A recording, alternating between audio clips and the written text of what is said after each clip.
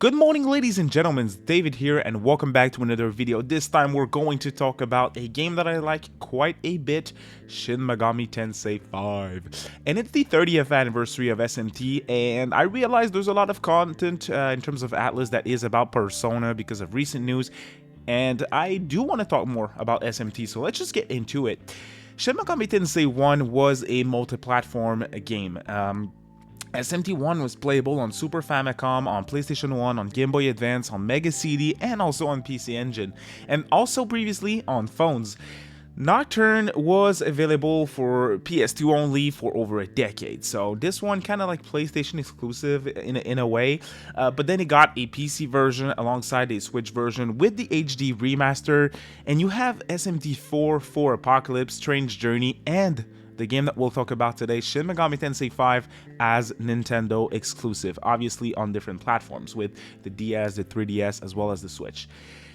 SMT V was always talked about prior to launch and since launch as a Nintendo Switch exclusive, but is it really a game that will be stuck on Switch for years to come? This is what we'll talk about today. So if you are new to the channel, you want more content on anything ATLUS or other role-playing games, make sure you subscribe, ring that notification bell as well, and a quick thumbs up is always a big help. Let me know what you think about today's topic of discussion, which is where is Shin Megami Tensei V for other platforms? Now, I'll get it straight out there, I don't believe SMT V is stuck on Switch. I think SMT V will release on other platforms at some point in the future for a bunch of reasons. I think the main obvious one is SMT V outsold all previous mainline SMT games in 3 months. The previous best-selling SMT game was Shin Megami Tensei 4, sitting at around 800,000 copies sold worldwide. And SMT V in 3 months sold 1 million copies on one platform alone, outselling Nocturne, SMT 1, SMT 2, If, everything. So very big success for ATLUS, and I think for that reason alone, the game's going to release on other platforms. That being said, there's a lot more that I want to look at today. There's a bunch of reasons to believe Shin Megami Tensei V will release on other platforms in the future, and we are going to look at all these reasons today, so let's get right into it. So the first thing that I want to talk about is information that comes from the launch of Shin Megami Tensei V on Switch all the way back in November of 2021. So maybe you don't remember, maybe you do if you've been following my channel for a while now. You know that I focus on ATLUS news, and I do remember reporting on this. When the game first launched, you had data miners obviously going through the codes, and they found something very interesting. They found references to a PC version of Shin Megami Tensei V inside the game's code. Let me explain. This is a little out of my territory. I don't generally talk about these things. It's a little complicated for me when you're going data mining and PC stuff. I'm dumb. I'm a dumbass. Let's just straight up say it. And in that regards, I'm pretty dumb. I don't know much. That being said, what they found in the codes is specific PC features that you're not going to find on a console games. It was in the code for Shin Megami Tensei V. For example, resolution settings, which is basically on PC, when you play certain games, you can change your resolution from, let's say, 1080p to 4K, for example. And PC gamers, you can correct me if I say bullshit here in the comments, but I think I know my theory here. There was also post-processing that was found in the codes and other stuff like that. So basically, PC stuff, PC settings are not supposed to be in the codes of a Nintendo Switch exclusive game. Strange. That was found right when Shin Megami Tensei V launched. Now, late 2021, like I think it was December or something, a few weeks after SMT V dropped, or maybe even before, there was the big Nvidia GeForce Now leak. Maybe you remember, but a bunch of games were revealed, or at least were in that leak, that were not confirmed at all before. And there was some stuff that was really out there. The Chrono Cross Remaster, Tactics Ogre Reborn was there, Kingdom Hearts 4 was there. A bunch of games, I just named a few that were confirmed before. Those games were all in the Nvidia leak. And in terms of ATLUS, there was 2 games. Obviously, when we're talking Nvidia, we're talking PC, right? So there were leaks for PC versions of these games. And all the games that I mentioned prior were confirmed from this leak happening in late 2021 to now, August of 2023. And in terms of ATLUS, there were 2 games on that list. There was Catherine Full Body for PC. Now, obviously, Catherine Classic is playable on PC, but not Catherine Full Body. So that was a brand new game. Another thing that is very interesting is Shin Megami Tensei V was on that list. So when you look at that list, there's a ton of games, not just from Square Enix, but other publishers as well that were correct. I do think some of them are not real, so maybe the ATLUS games, they're wrong, but it's more smoke. There has to be a fire somewhere, right, for a PC version of Shin Megami Tensei V. Very, very, very interesting stuff. We'll have to wait and see if this turns out real, but I think there is a lot of smoke. More information came out this year about a potential SMT V re-release. Might be some fake information because of the SMT 30th anniversary. Who knows? Now, this one specifically, I hesitated to put on the video. I don't want to spend too much time on it because I don't necessarily believe this leak at all. It is the supposed leaked image that we saw before of SMT 3, 4, 4 Apocalypse, and 5 getting Game Pass, Xbox, PC, and Switch versions. Now, Nocturne HD and SMT 5 are already on Switch, so that would be 4 and 4 Apocalypse now available on Switch, and all those games now on Xbox, which none of them are. It would be some type of deal similar to what Microsoft did with the 25th anniversary of Persona and ports of Portable, Golden, and Royal. Now, I just don't believe it's real at this point. The SMT 30th anniversary is pretty much almost over. ATLUS acknowledged it in October or November of last year. We're in August, and there is absolutely zero hint of a project, game release of some sort happening during the 30th.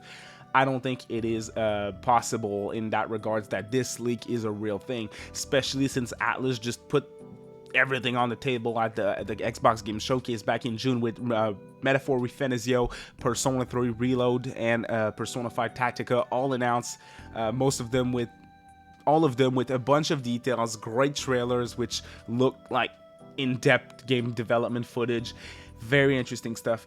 In June of this year, kind of went under the radar. I know my friend King Narakami 45 did a video on the subject. I did not, because it was right in the middle of the news about, again, Reload, Tactica, and Refenizio, which got me very excited, way more than a potential SMT 5 port. I'm sure you guys get what I mean, but let me report on it real quick.